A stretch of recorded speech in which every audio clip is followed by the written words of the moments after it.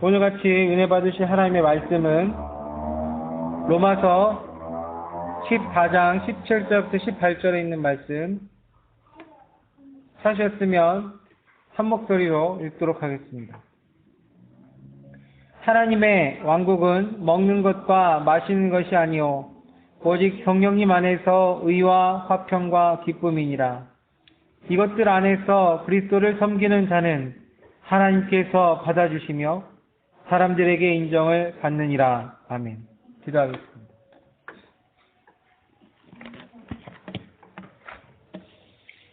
실로 거룩하신 하나님 아버지, 6월 마지막 주 첫째 날 주의 말씀 앞에 저희가 다 섰습니다.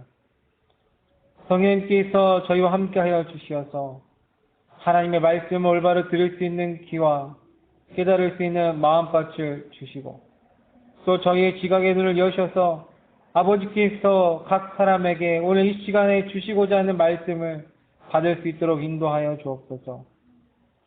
저희가 선포되는 말씀 가운데 아멘으로 화답할 때마다 아버지께서 영광을 받으시고 저희 마음에 큰 기쁨이 충만케 하여 주옵소서. 저희가 이 악한 현 세상에서 승리하는 삶을 살 수 있도록 이 말씀이 집회자가 박은 못같이 굳게 박혀서 아버지와 저희가 흔들리지 않도록 인도하여 주시며, 또한 그것을 통해서 온전히 주의 뜻대로 살며 아버지를 영화롭게 할 수 있도록 인도하여 주옵소서. 말씀을 전한 자나 듣는 자나 모두 주 안에서 은혜가 되게 하시고 아버지께 영광 돌리는 귀한 시간이 될 수 있도록 성령님께서 인도하여 주시며 악한 영이 틈타지 못하도록 보호하여 주옵소서. 예수님의 이름으로 감사하며 기도하였습니다. 아멘.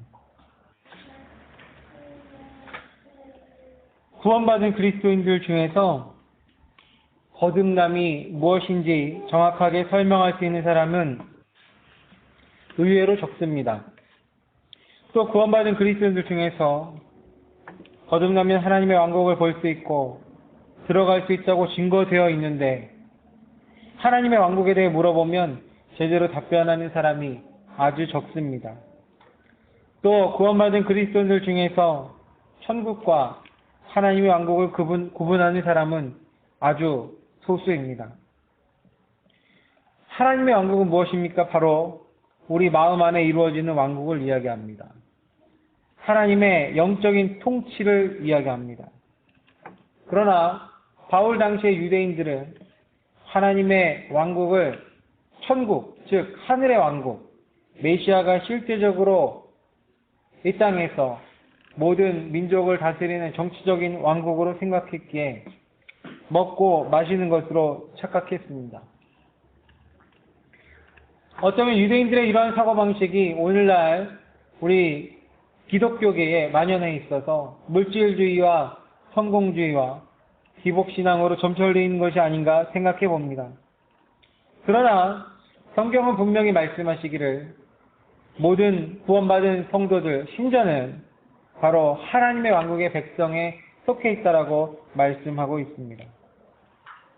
하나님의 왕국의 백성으로 산다는 것은 무엇입니까? 바로 오늘의 본문의 말씀과 같이 이것들 안에서 그리스도를 섬기는 자는 하나님께서 받아주신다고 했습니다. 바로 하나님의 왕국의 백성으로 산다는 것은 하나님께서 받아주신 것을 의미하고, 또한 더 나아가서 사람들에게 인정을 받는다는 것을 의미합니다. 우리 그리스도인들은 처음에 구원받았을 때 오늘 본문에 증거한 대로 의와 화평과 기쁨을 하나님의 백성이 된 자로서 모두 다 받게 되었습니다. 그러나 대부분 이것과 아무 상관이 없이 사는 그리스도인들이 너무나 많이 있습니다. 이 악한 현 세상에서 정말로 좋은 소식이라고는 하나도 찾아볼 수 없는 더럽고 추한 이러한 세상의 체계 속에서 살아가는 그리스도인들에게 의와 화평과 기쁨이 정말로 나타나는 삶을 살고 있는지를 살펴보아야 될 것입니다. 오늘의 말씀을 통해서 하나님 왕국의 생활 방식이라는 제목으로 내가 정말로 하나님의 왕국에 속한 자로서 의와 화평과 기쁨을 누리는 삶을 살고 있는지 살펴보며, 만약에 그렇지 않다면 오늘의 말씀에서 가르쳐 주시는 대로 우리가 의와 화평과 기쁨의 삶을 살 수 있도록 결단하고 다짐하는 시간이 되기를 주님의 이름 부탁드립니다. 이 땅의 사람들이 가장 원하는 것은 뭘까요? 바로 평안과 행복과 기쁨입니다. 그러나 사람들은 평화를 위해서 유엔을 만들었지만 여전히 전쟁의 문제는 해결되지 않고, 사람은 행복을 누리기 위해서 여러 가지 것들을 고안하지만 그것들이 올바른 행복을 주지는 않습니다. 또 육신의 정욕과 쾌락과 기쁨을 얻기 위해서 여러 가지 유흥적인 요소들과 또한 철학의 법안들을 만드는데, 최근 얼마 전에 며칠 전이죠. 미국에서 동성 결혼이 대법원에 합법화되었다고 얘기를 합니다. 그런 뉴스를 보았습니다. 그것과 같이 자신의 육신의 정욕에 따라서 사는 사람들에게 기쁨을 추구하기 위해서 그러한 것들을 만들어내고 그러한 것들을 여론을 조성하는 것들을 우리는 볼 수 있습니다. 그러나 이 땅의 사람들과는 달리 그리스도인들은 제대로만 살면 세상 사람들의 부러움이 대상이 될 수 있습니다. 왜냐하면 오늘 본문의 말씀에서 기록한 것과 같이, 증거한 것 같이 하나님의 왕국에 속한 사람들은 평안과 행복과 기쁨을 얻을 수 있다고 말씀하고 계시기 때문입니다. 그러나 그 전제 조건이 있습니다. 바로 그것은 의가 먼저 필요합니다. 오늘 하나님의 왕국의 생활 방식의 첫 번째 모습은 의입니다. 바로 하나님 앞에서 의롭다고 선언받지 못하면, 즉 죄의 문제가 해결되지 못하면 하나님과 화평을 누릴 수가 없는 것입니다. 누가복음 2장 14절에 기록하기를 가장 높은 곳에서는 하나님께 영광이요 땅에서는 평화의 사람들을 향한 선하신 뜻이로다 하니라 기록되어 있습니다. 예수 그리스도께서 오신 이유가 하나님께서는 영광을 돌리고 하나님께로는 영광을 돌리고 땅에서는 사람들에게 평화의 뜻을 전하기 위한 것입니다. 예수 그리스도를 통하지 않으면 이 땅에 평화가 없습니다. 그렇기 때문에 우리는 먼저 의의 생활, 즉 하나님 앞에서 의로운 생활을 먼저 확실하게 견지해야 될 필요가 있습니다. 성경은 디도서 2장 11절부터 13절에 의의 생활이 무엇인지 정확하게 증거하고 있습니다.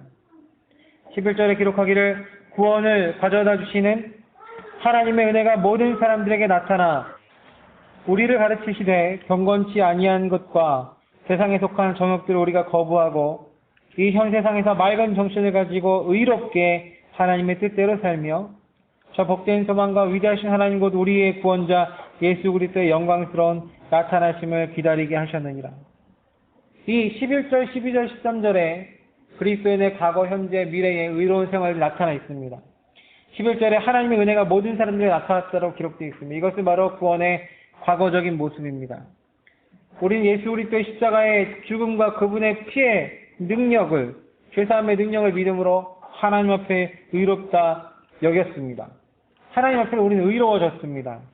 그러나 예수님께서 우리에게 오신 이유는 생명을 주시는 것뿐만 아니라 생명을 충만하게 얻게 하시기 위한 것과 같이 하나님께서는 우리가 하나님 앞에 의로울 뿐만 아니라 그 의가 우리의 삶 가운데에서, 내 속에서 충만하도록 표현되기를 원하십니다. 그래서 12절에 보니까 이 악한 여 세상에서 맑은 정신을 가지고 의롭게 하나님의 뜻대로 살기를 원하시는 것을 볼 수 있습니다. 그러면 이 땅에서 우리가 구원받은 이후에 의롭게 하나님의 뜻대로 살기 위해서는 어떻게 해야 됩니까? 바로 조리와 책망과 바로잡음에 유익한 하나님의 기록된 말씀을 통해서 우리가 그것을 지키며 살아가야 될 것입니다. 그런데 우리가 의롭게 살기 위해서 하나님의 기록된 말씀 가운데서 은혜의 말씀만 사람들이 많이 좋아하는 것 같아요. 복 주시겠다, 도우시겠다, 지키시겠다 이러한 말씀들만 쭉 적어놓고 거기에만 머물러 있는 사람들이 많이 있습니다. 성경에는 하나님의 말씀을 여러 가지 종류, 우유, 빵, 사과, 이렇게 꿀 이런 걸로 먹을 것으로 많이 묘사가 되어 있는데 그러한 말씀들은 하나님께서 보호하시겠다, 지키시겠다는 말씀들은 우유에 해당하는, 젖에 해당하는 말씀입니다. 그러나 의롭게 하나님의 뜻대로 살기 위해서는 우리가 하나님의 의의 말씀을 알아야 됩니다. 의의 말씀은 단단하고 질긴 고기와 같은 말씀이라고 성경에 기록되어 있습니다. 그러나 이것들을 통해서만이 자신들의 감각을 단련시킴으로 선악을 분별하고 의로운 생활을 할 수 있다라고 성경에서 기록하고 있습니다. 그렇기 때문에 우리는 하나님의 말씀을 통해서 의로운 삶을 어떻게 살고 있냐? 바로 단단한 그리고 책망과 교훈과 바로잡는 그러한 말씀들을 마음에 품으면서 그것을 가지고 무엇을 해야 되냐? 바로 죄를 다스리는 삶을 살아야 됩니다. 매 순간마다 우리가 그 하나님의 말씀을 통해서 죄를 다스리는 그러한 삶을 살아가야지 그것이 바로 의로운 삶과 연결된다는 사실을 여러분 기억하시기를 바랍니다. 우리는 이 땅에서 의로운 삶을 연습해야 됩니다. 왜냐하면 우리가 앞으로 가게 될 그것은 의가 거하는 곳이고 의가 거하는 새하늘과 새 땅에 있는 곳이기에 우리는 이 땅에서 의로운 삶을 연습해야 되고 의로운 삶을 살아가야 될 줄로 믿습니다. 성령의 열매에도 의가 있습니다. 성령의 열매는 모든 선함과 의와 진리 안에 있느니라고 기록되어 있습니다. 우리는 의로운 삶을 살아야 됩니다. 의로운 생활을 살아야 됩니다. 하나님의 왕국에 속한 자라면 하나님의 말씀을 지침으로 삼아서 죄를 다스리고 죄를 싸워 이기며 그것을 통해서 의가 우리 안에서 충만하게 거하도록 해야 됩니다. 항상 하나님께서 원하시는 것은 이미 주신 것을 가지고 더욱더 크고 충만하게 하는 것을 원하신다는 사실을 여러분 기억하시기 바랍니다.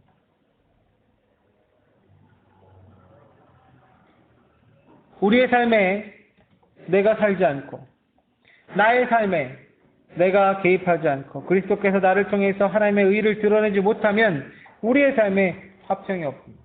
하나님과 의로운 관계가 회복되지 않으면 우리는 살 수가 없습니다. 그러므로 사랑하는 성도 여러분, 이 악한 세상에서 이 세상과 동화되지 않고 여러분의 생각을 새롭게 함으로 변화를 받아 하나님께서 기뻐하시고 받으실 만한 뜻이 무엇인지 바로 그 의로운 삶이 무엇인지 스스로 입증하는 여러분 되시기를 주님의 이름으로 부탁드립니다.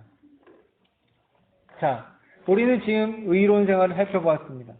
그렇다면 이제 화평의 생활을 살펴볼 차례입니다. 그리스도인이 살다가 죄를 짓는 경우가 있습니다. 죄를 지으면 어떻게 되냐면 우리가 받은 구원은 취소되지 않을지라도 하나님과 우리의 관계가 껄끄러워지고 우리가 그분 앞에 나아갈 수 없고 그리고 그것을 통해서 우리가 온전히 주님과 동행하는 삶을 살 수가 없습니다. 그럼에도 불구하고 주님께서는 우리가 그것들의 죄들을 자백하면 모든 것을 용서해 주신다고 하셨고 시편에 기록하기를 주님께서 Let it forgive 라고 되어 있습니다.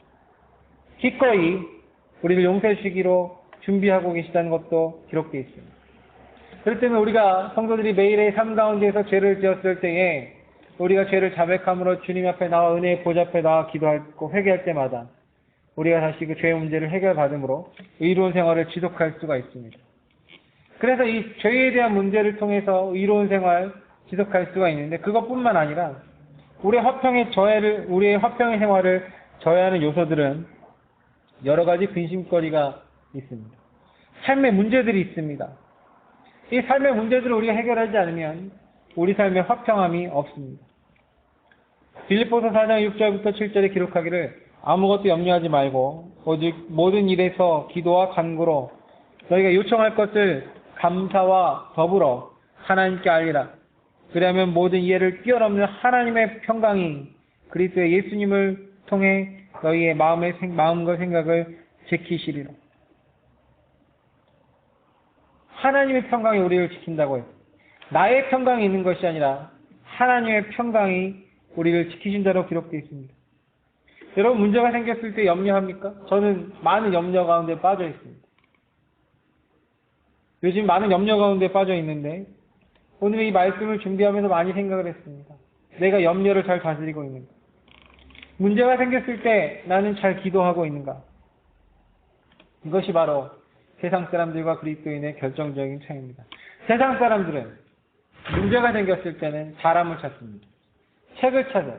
자신의 경험을 찾습니다. 그러나 그리스도인은 문제가 생겼을 때 하나님께 기도합니다. 하나님께서는 온 우주의 왕이시기 때문에 모든 것을 주관하고 계시기 때문에 모든 것을 통제하고 계시기 때문에 우리가 그분을 신뢰한다면 평안할 수밖에 없어요. 저도 이것을 머리로는 알고 있지만 마음으로까지 머리에 있는 것을 마음으로까지 내려서 깨닫는 것은 참으로 어렵습니다. 그럼에도 불구하고 우리가 염려가 있을 때마다 우리는 평안을 위해서 바로 하나님의 평강을 얻어야 될 줄로 믿습니다. 그래서 우리 염려가 생길 때마다 염려에 대한 그 문제들을 해결함을 간구함과 더불어서 동시에 주여 나에게 하나님의 평강을 주시옵소서라는 기도를 반드시 드려야 될 것입니다. 주님께서 말씀하셨습니다. 내가 너희에게 평안을 남기노니 곧 나의 평안을 너희에게 주노라. 세상이 주는 것과 달리 내가 너희에게 주노니 너희는 마음에 근심하지도 말고 두려워하지도 말라라고 말씀하고 있습니다.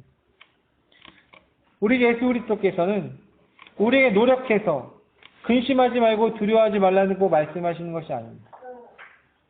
우리가 노력해서 근심하지 않고 두려워하지 않는 경우는 어떤 것입니까? 바로 애써 문제를 잊으려거나 아니면 문제가 해결되었을 때 우리는 두려워하거나 근심하지 않게 됩니다. 그러나 주님께서는 이걸 말씀하시지 않고 그저 여전히 문제가 있고 여전히 상황이 해결되지 않는데도 불구하고 나의 평안을 my peace, 나의 평안을 받아 누리라고 오늘 우리에게 요구하고 명령하고 계십니다. 바로 이것이 그리스도인의 독특한 삶입니다. 전혀 평안한 삶이 아닌데 전혀 문제가 해결되지 않았는데도 불구하고 주여 우리 주 예수 그리스도 안에 계신 그 평안을 있었던 그 평안을 지금 나에게 주셔서 내가 이 상황에서 평안을 누리게 하옵소서라고 기도해야 될 것입니다. 우리는 여러 가지 화평의 단계가 있습니다. 우리에게는. Peace with God. 하나님과 함께 화평을 누리는 것. 우리가 아까 앞에서 살펴본 바와 같이 우리가 죄의 문제를 해결하면 하나님과 원수가 된 것이 아니라 하나님과 화평을 누리게 됩니다. 그리고 지금 말씀드린 것과 같이 하나님의 평안을 우리는 얻어야 될 것입니다. 하나님의 평안을 우리 가운데 얻어야 될 것입니다. 그 다음의 단계는 모든 사람과 더불어 평안을 누리는 것입니다. 하나님과 화평을 이루지 못한 사람은 다른 사람과도 화평을 이룰 수가 없습니다. 자, 우리의 화평의 생활은 어떻게 해야 됩니까? 의를 통해서 하나님과 더불어서 화평을 누리는 자는 이제 하나님의 화평, 평화를 얻어야 될 줄로 믿습니다. 그리고 하나님의 평안을 얻고 그 평안 가운데 있는 사람들은 가능하면 모든 사람과 평안하도록 지내도록 해야 될 것입니다. 자, 그렇다면 우리가 성경의 평화, 화평, 평강으로 번역된 이 피스라는 단어는 도대체 어떤 의미를 갖고 있는가 잠깐 보면 이사야서 32장 17절에 기록하기는 의의 일은 화평이요 의의 결과는 영원토록 평온함과 확신이 되리로다 기록하고 있습니다. 바로 하나님 앞에 하나님에 대해서 우리가 의로운 생활을 견지하면 그것을 통해서 하나님의 화평이 우리 안에 있을 것이라고 성경은 기록하고 말씀하고 계십니다. 또 이사야서 26장 3절에 기록하기를 주께서는 생각을 주께 고정시킨 자를 완전한 평강으로 지키시리 이는 그가 주를 신뢰하기 때문이라고 기록되어 있습니다.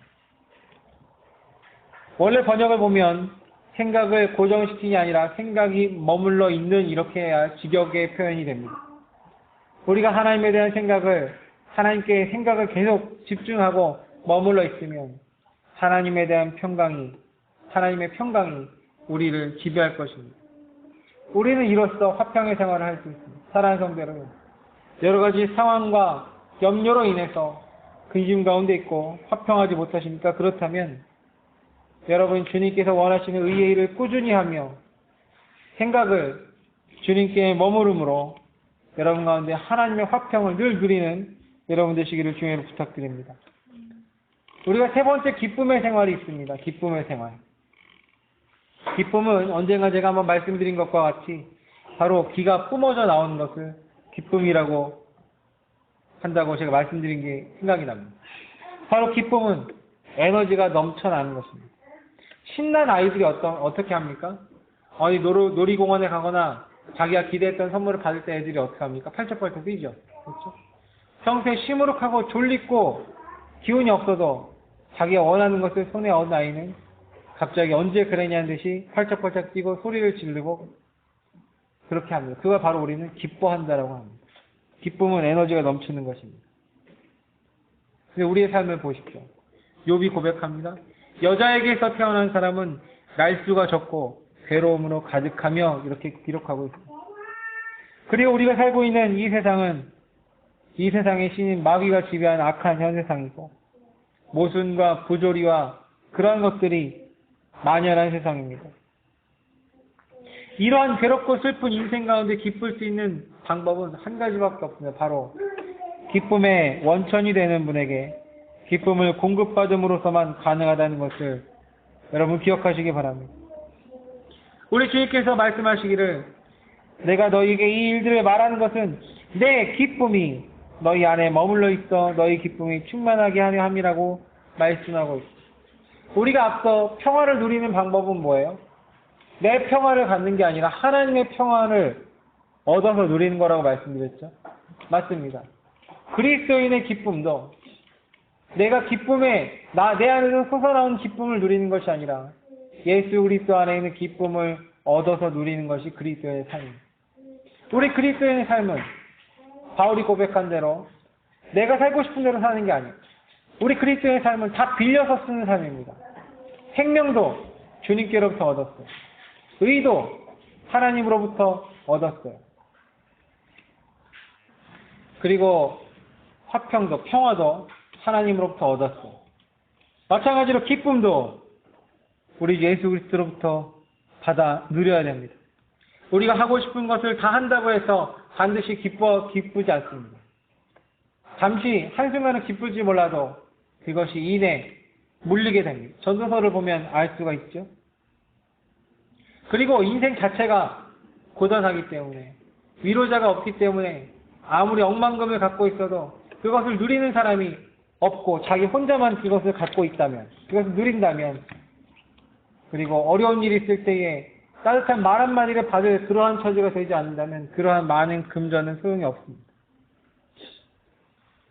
사람들은 이 악한 현 세상에서 기쁨의 원천을 찾을 수 없기 때문에 어떻게 합니까? TV를 봅니다. 요즘에 TV를 보면 한 10년 전만 해도 IPTV나 케이블 TV가 이렇게 많지 않았을 때는 지상파 방송 4개인가요? 4개인가 5개 방송에 나오는 공중파밖에 즐길 것이 없었는데 IPTV가 보급되고 나면서 수백 개의 채널에서 수백 종류의 그러한 예능 프로와 그런 것들이 있습니다. 별 웃기지도 않는데 그냥 그거 보고 웃어요. 잠시 시름을 잊습니다. 또 어떤 사람은 그런 것들을 보는 것이 재미있고 인생의 낙이라고 이야기하는 사람이 있습니다. 이것은 바로 마귀에게 속고 있는 것입니다. 그렇게 살다가 나중에 관에 들어가서도 웃을 수가 있겠습니까? 전도서 7장에 기록하기를 가시나무가 솥 밑에서 우지직 소리를 내는 것처럼 어리석은 자의 웃음도 그와 같나니 이것도 헛되니라 라고 말합니다. 사람은 기쁠 때뿐만 아니라 너무 고통스럽거나 너무 미쳐버리는 상황에서도 웃게 됩니다. 기쁨을 얻을 원천이 없기 때문에 세상 사람들은 자신의 욕망에 따라서 기쁨의 원천을 찾아 헤맵니다. 그러나 그리스도인의 삶은 어떻습니까? 느헤미야서에 기록한 대로 주를 기뻐하는 것이 너희의 힘이라고 말씀하고 있습니다. 주를 기뻐하는 것. The joy of the Lord라고 되어 있는데 주의 기쁨, 주를 기뻐하는 것 이렇게 해석할 수 있지만 소유격으로 해석하면 주의 기쁨 이렇게 됩니다. 주를 기뻐하는 것, 하나님을 생각할 때 기뻐하는 것. 주를 기뻐하는 것이 뭡니까? 우리가 사랑하는 사람들 생각할 때 얼굴이 펴지고 미소가 또 나오는 것과 같이 또 우리가 자녀들의 애교나 이런 재롱을 볼 때에 입가에 미소가 띄는 것 이런 것이 바로 기뻐하는 것입니다. 자녀를 기뻐하는 것입니다. 하나님을 기뻐하는 것이 뭡니까? 우리가 하나님을 생각할 때 마음에 기쁨이 오는 것입니다. 주님의 기쁨, 주를 기뻐하는 것. 그러나 이렇게 번역해도 되고 또 주의 기쁨이라고 번역할 수 있습니다. 우리의 이 악한 세상, 눈물과 그런 슬픔의 골짜기를 걸어가는 동안에 우리가 기뻐할 수 있는 것은 주님의 기쁨을 얻는 방법밖에 없습니다. 우리가 하나님의 기뻐하시는 일을 행하면 하나님께서 우리를 기뻐하실 줄로 믿습니다. 자, 오늘 말씀을 정리하면 하나님의 왕국에 속한 성도들의 삶의 모습은 세 가지의 삶을 누려야 된다고 했습니다. 기록된 바 의와 화평과 기쁨이라고 되어 있습니다. 하나님의 의는 뭐예요? 바로 예수 그리스도입니다. 예수 그리스도를 통해서 처음에 의를 얻고 또한 하나님의 말씀, 하나님께서 하나님의 진리의 말씀을 행함으로 인해서 우리가 하나님으로부터 의를 받아서 누리는 것, 죄를 해결해서 사는 것, 이것이 하나님의 의고, 또 우리가 하나님의 평강을 받아야 된다고 했습니다. 하나님의 평강은 뭡니까? 우리가 주의 말씀대로 순종하며 죄와 싸우며 그 길을 걸어가는 가운데 주님께서 주시는 하나님의 말씀을 신뢰하는 자, 자기와 동행하기를 원하는 자들에게 주시는 하나님의 평화, 온 우주의 주관자가 계시기에 어떤 상황과 어려움이 오더라도 두려워하지 않게 되는 평안, 이것이 바로 하나님의 평안이라고 말씀드렸고, 그리고 우리가 늘 주님을 묵상하고 주님께서 나에게 하신 일들과 간증들을 묵상할 때에 마음이 기뻐하는 것, 이것이 바로 하나님의 기쁨이라고 말씀드렸습니다. 우리는 성도들은 구원받은 이후에 이러한 의와 화평과 기쁨을 받았는데 우리가 사용하지 않습니다. 마치 어두운 방에 스위치를 켜지 않고 어둡다고 하는 것과 같습니다. 사랑하는 성도 여러분, 여러분께 이미 여러분 안에 있는 하나님의 의, 하나님의 평안, 하나님의 기쁨을 다시 한번 묵상하시면서 정말로 이 악한 세상에서 아무런 소망이 없을지라도, 많은 염려와 근심이 있을지라도 이 하나님의 왕국의 생활 방식 잘 기억하시고 묵상하심으로 이 하나님 왕국의 생활 방식대로 살아 여러분 안에 하나님의 의와 하나님의 평강과 하나님의 기쁨이 충만한 그런 삶을 살 수 있도록 여러분 힘써 나아가시기를 주님으로 부탁드립니다. 기도하겠습니다.